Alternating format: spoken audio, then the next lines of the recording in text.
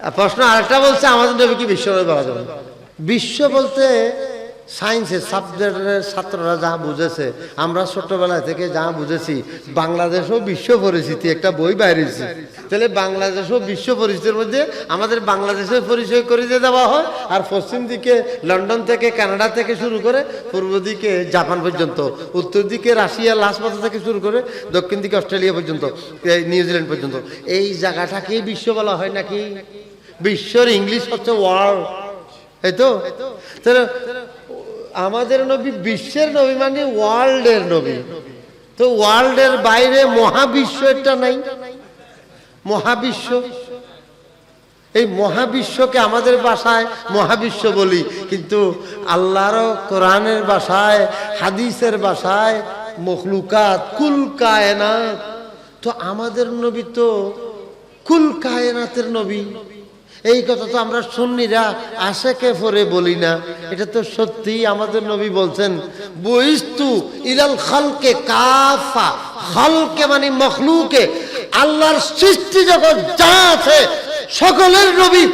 বিশ্বের মধ্যে প্রথম আসমানের উপরে যে ফেরেশতা, সেগুলো এই বিশ্বের মধ্যে পড়ে নাই। তো আমাদের নবী তো প্রথম আসমানেরও নবী, দ্বিতীয় আসমানেরও নবী, চতুর্থ আসমানেরও নবী, নবীদেরও নবী, কুল কায়নাতের নবী। আর সিপর নারে তাকবীর, আল্লাহু আকবার, নারে রাসালাত, ইয়া রাসূলুল্লাহ, নারে গাউসিয়া, ইয়া গাউসুল মুসলিম জয় সিরকো। জিন্দাবাদ। দরুদের তাজের মধ্যে বলা হচ্ছে যে আমাদের নবী সেই জায়গার নবী। আমাদের নবীর মকাম কেমন মকাম? মকামুহু কাবা কৌসাইন। আমাদের নবী কাবা কৌসাইনের মধ্যে বসেন। বুঝা গেল আমাদের নবী কাবা কৌসাইনের নবী। আসমান নূহি पर सब नबी रह गए, आसमानों पर सब नबी रह गए, अर्शे आज़म पे पहुंचा हमारा नबी सबसे हमारा नबी सबसे।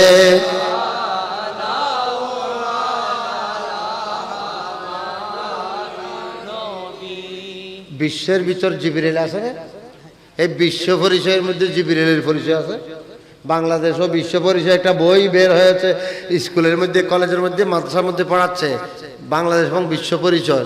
সেই বিশ্ব পরিচয়ের মধ্যে জিবরিলের পরিচয় নাই, অথচ আমরা বিশ্বাস করে আসতেছি ওয়া জিবরিলু খাদেমুহু।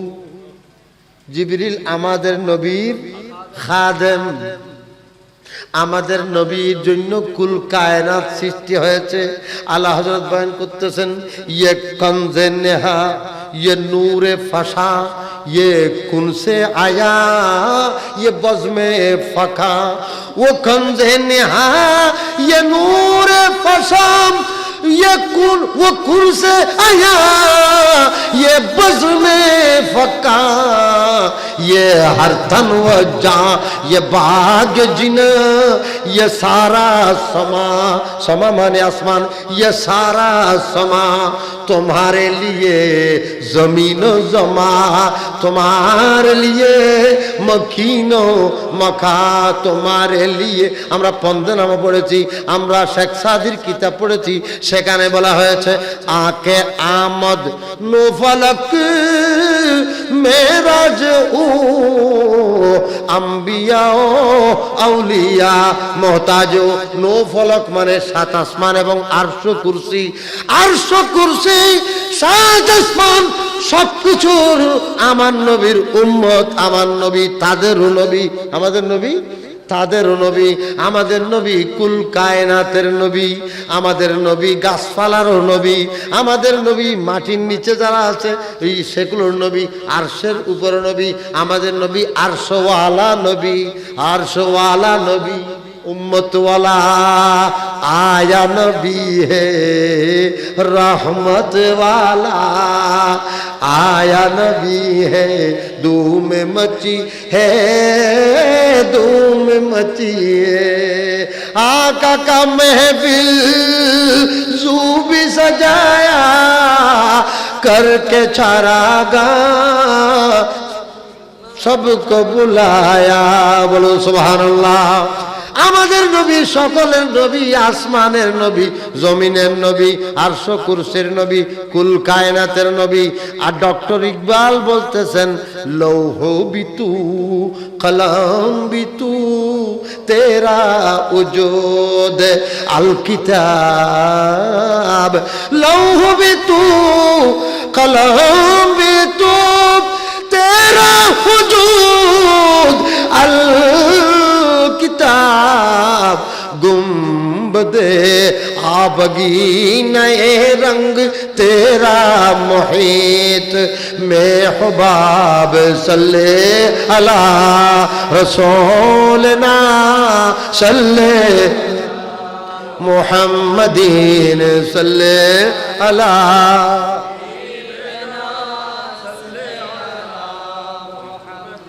আরশ কুরসির নবী আমাদের নবী সুতরাং বিশ্ববারে যদি এই আসমানের নিচে জমিনের উপরে এই ভূগোলক যেটা বোঝাচ্ছে যে এই পৃথিবী নামক যেই জল স্থল মিলে যেই জিনিসটা বোঝাচ্ছে এটার নাম যদি বিশ্ব হয় তাহলে আমাদের নবীকে বিশ্ব বলা মানে নবীর শানকে সীমাবদ্ধ করা নবীর শানকে কি করা সীমাবদ্ধ করা অথচ নবীর শানের কোনো সীমা नहीं आला हज़रत बोलছেন तेरे तू वस्फ़ आइब तनाही से है बरी तेरे तू वस्फ़ आइब तनाही से है बरी हैरान हूँ मेरे आका मैं तुझको क्या क्या कहूँ तुझे बागे खलील का गुले ज़ेबा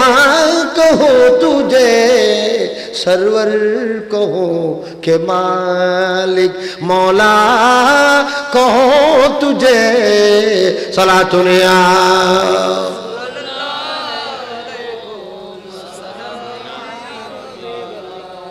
এই বিশ্বের ভিতর তো জান্নাত জাহান্নাম নাই আছে কিন্তু আমাদের নবী জান্নাতেরও নবী জাহান্নামেরও নবী আমাদের নবী জান্নাতেরও নবী জাহান্নামও আমাদের নবীকে ইয়া রাসূলুল্লাহ ডাক দে জান্নাতও আমাদের নবীকে ইয়া নবী ডাক দে আরশওয়ালা भी আমাদের নবীকে হামারা নবী বলে হাসরের দিন সকল নবীরা আমাদের নবীকে ইয়া নবী ইয়া রাসূলুল্লাহ বলবে আলা হযরত বলতেছেন যে হাসরের দিন अंबिया से करो अर्ज क्या मालिकू হাসরের দিন আলা হযরত সমস্ত নবীদেরকে জিজ্ঞেস করবেন আয়ে মালিকু अंबिया से करो अर्ज क्यों मालिकू क्या नबी है तुम्हारा हमारा नबी क्या नबी है तुम्हारा हमारा नबी सबसे आला ओ आला हमारा नबी सबसे बार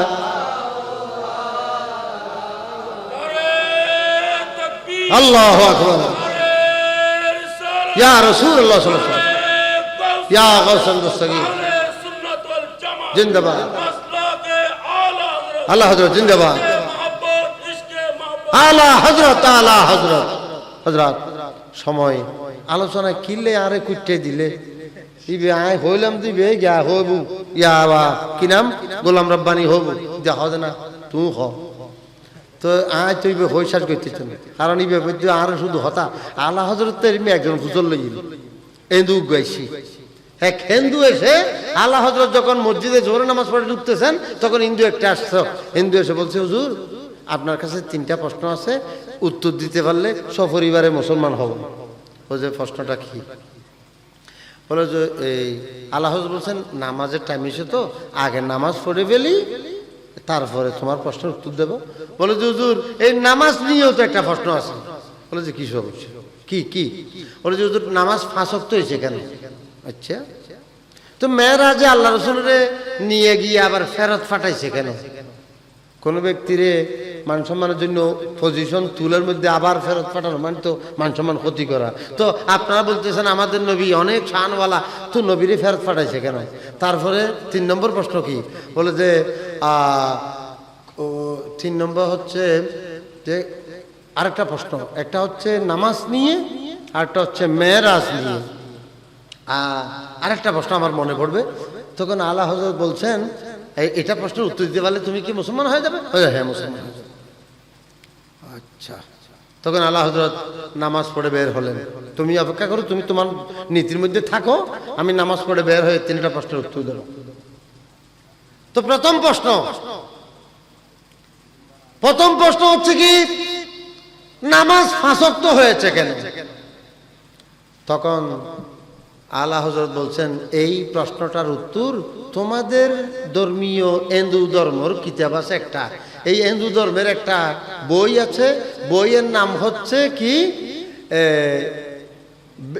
হিন্দু ধর্মের একটা বই থাকে না, এদের একটা ধর্মীয় বই থাকে না, সেখানে লেখা আছে ইয়ে আগ্নি পূজা সুবহ শাম 2 মর্তবা করনা है। এই অগ্নি পূজাটা সকাল সন্ধ্যা কয়বার করতে হবে? 2 বার করতে হবে। ও হিন্দু, অগ্নি পূজা যদি বেশি বালা জিনিস হয় তাহলে 2 বার কেন পড়তে হবে? 10 বার পড়লে অসুবিধা কি? অগ্নি পূজা যদি বালা জিনিস হয় তাহলে 2 বার করতে হবে কেন? 10 বার করলে সমস্যা কি? সেখানে তোমরা যে জবাব দিবে আমাদের 5 ওয়াক্ত নামাজের মধ্যে সেই জবাব।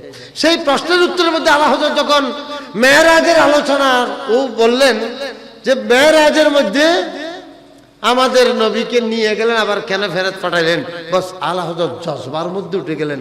মেরাজের আলোচনা করতে করতে করতে করতে শেষ পর্যন্ত তাকে বুঝ দিয়েছেন যে কোন ব্যক্তিকে দায়িত্ব দিয়ে আবার রাষ্ট্রপতি তাকে ডেকে নিয়ে ওই দায়িত্বের মধ্যে আবার পাঠিয়ে দেওয়া মানে ওই ব্যক্তিকে তার কাজের উপর সন্তুষ্টি হিসেবে প্রকাশ করা। আর যদি আমাদের নবীকে নিয়ে গিয়ে ফেরত না পাঠাইতো তাহলে দুশমনে বলতো নবী সাকসেস হয় নাই, নবী দ্বীন প্রচার করতে সক্ষম হয় নাই, এই জন্য আল্লাহ পাক ডেকে নিয়ে রেখে দিয়েছেন। সুতরাং আমাদের নবীকে পাঠিয়ে দেওয়াটা নবীর সম্মানের আরো বেশি উজ্জ্বল নমুনা এবং স্বাক্ষর হয়েছে।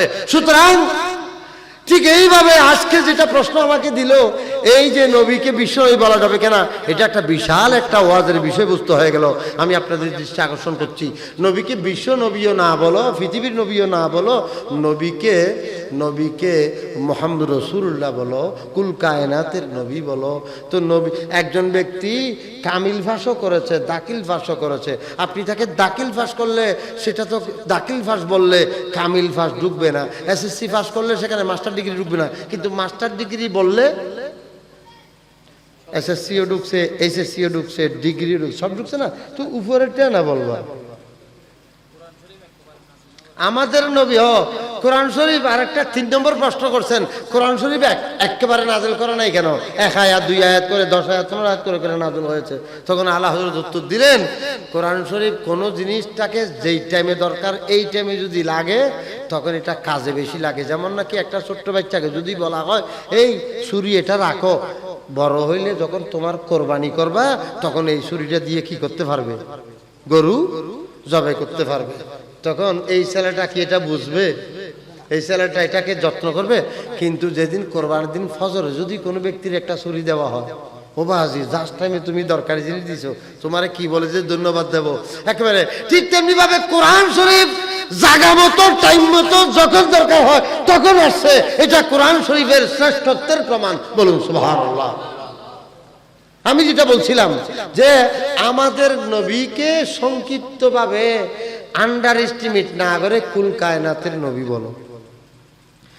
বিশ্ব নবী বললে নবী করিম সাল্লাল্লাহু আলাইহি ওয়াসাল্লামের প্রতি শানে গুনাহ হবে বলছি না, কিন্তু বিশ্বের একটা লিমিট আছে। আল্লাহ হযরত বলছেন নবীর কোনো কি নাই, শেষ নাই, বিশ্বের একটা শেষ আছে। পূর্ব দিকে ওই যে জাপানের শেষ সূর্যোদয় যেখান থেকে হয়, সেই লাস্টের দেশটা বিশ্বের পূর্ব দিকে শেষ, পূর্ব পশ্চিম উত্তর দক্ষিণ বিশ্বের একটা সমাপ্তি আছে। কিন্তু আল্লাহ বলছেন তেরে তো ওয়াসফ আইবে তানাহি সে হে বরি, ইয়া রাসূলুল্লাহ আপনার শান তো শেষ হওয়া থেকে পবিত্র, অর্থাৎ আপনার শানের কোনো কি নেই, এন্ডিং নেই, সমাপ্তি নেই। তেরে তু ওয়াসফে আইবে তানাহি সে হে বরি, আপনার শান হচ্ছে তানাহি সে শেষ হওয়া থেকে পবিত্র। হায়রা হো মেরে শামাই, ইয়া রাসূলুল্লাহ আমি হয়রান হয়ে গেছি। ক্যা ক্যা কহো তুঝে, আমি আপনাকে বাদশা বলবো নাকি মালিক বলবো? নূরে মোহাম্মদ সাল্লাল্লাহু আলা, তুমি বাদশার কামলিওয়ালা। বিশ্ব নবী কেন বলতে হবে? বাদশার নবী বলো। আমরা তো নবীকে নয়, নবীর গোলামের গোলাম, গোলামের গোলাম গৌসে পাককে কি বলি? বাদশাহ মহিউদ্দিন, আবদাল মহিউদ্দিন, মুশকিল কুশা মহিউদ্দিন, ফকির মহিউদ্দিন, দরবেশ মহিউদ্দিন। আমরা গৌসে পাককে বাদশাহ বলতেছি না? গরিব নওয়াজকে বাদশাহ বলতেছি, শাহিনশাহ সিরকুটকে বাদশাহ বলতেছি, ঠিক না? সুতরাং আমরা নবীর গোলামদেরকে পর্যন্ত বাদশাহ বলতেছি। গরিব নওয়াজ ইমাম হুসাইনকে বাদশাহ বলছেন, শাহ আস্তে হুসাইন, বাদশাহ আস্তে হুসাইন, শাহ আস্তে হুসাইন, বাদশাহ আস্তে হুসাইন, দীন আস্তে হুসাইন, দীপনাস্তে হুসেন।